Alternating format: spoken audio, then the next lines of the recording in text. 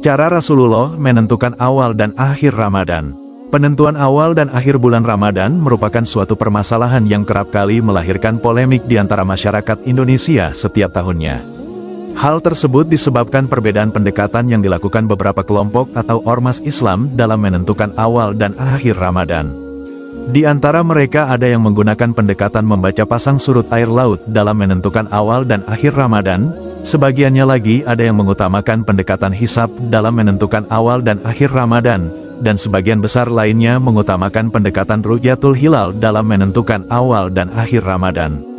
Berdasarkan hal tersebut, terkadang terdetik sebuah pertanyaan, sebenarnya bagaimana cara Nabi Muhammad SAW menentukan awal dan akhir Ramadan, sebagai sosok yang otoritatif dalam memberikan contoh kepada umat Islam dalam permasalahan tersebut. Terdapat beberapa riwayat hadis yang mendeskripsikan metodologi Nabi Muhammad SAW dalam menentukan awal dan akhir Ramadan. Di antaranya, hadis yang diriwayatkan oleh Said bin Musayyab, Nabi Muhammad SAW bersabda, "Jika kalian melihat hilal maka berpuasalah, dan jika kalian melihat hilal maka berbukalah, akhirilah puasa kalian. Namun jika hilal tak terlihat maka sempurnakanlah 30 hari." Hari, Muslim, Al-Nasai, dan Ibnu Majah. Dari hadis tersebut dipahami bahwasannya Nabi Muhammad SAW menggunakan metodologi Ru'yatul Hilal dalam menentukan awal dan akhir bulan Ramadan.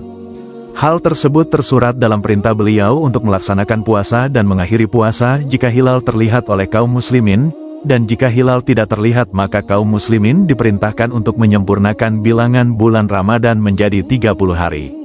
Selanjutnya, terdapat riwayat lain yang diriwayatkan oleh Malik bin Nafi, dari Ibnu Umar, tentang metodologi Nabi Muhammad SAW dalam menentukan awal dan akhir Ramadan. Rasulullah SAW bersabda, "Janganlah kalian berpuasa, Ramadan, sampai kalian melihat hilal, dan janganlah kalian berbuka, mengakhiri puasa Ramadan, sampai kalian melihat hilal. Dan jika hilal terhalang dari kalian maka perkirakanlah, fakdurulah." Hari, Malik, menurut kelompok kaum muslimin yang mengedepankan metodologi hisab, pemahaman dari redaksi fakdurulah, perkirakanlah, dari hadis di atas, menunjukkan keabsahan metodologi hisab dalam menentukan awal dan akhir Ramadan. Ditambah lagi, ada ayat Al-Quran yang menyatakan bahwasannya penentuan bulan melalui hitungan, wal qomaru bihasban.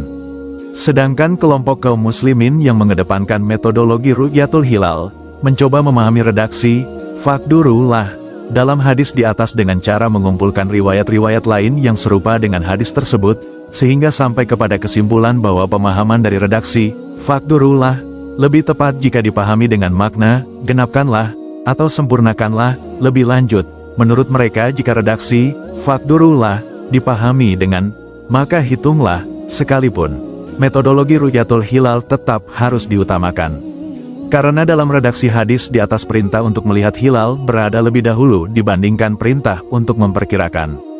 Jika ditinjau dari beberapa hadis yang meriwayatkan tentang cara Nabi Muhammad SAW menentukan awal dan akhir Ramadan, kita dapat menyimpulkan bahwa metodologi Ru'yatul Hilal merupakan pendekatan yang digunakan Nabi Muhammad SAW dalam menentukan awal dan akhir Ramadan.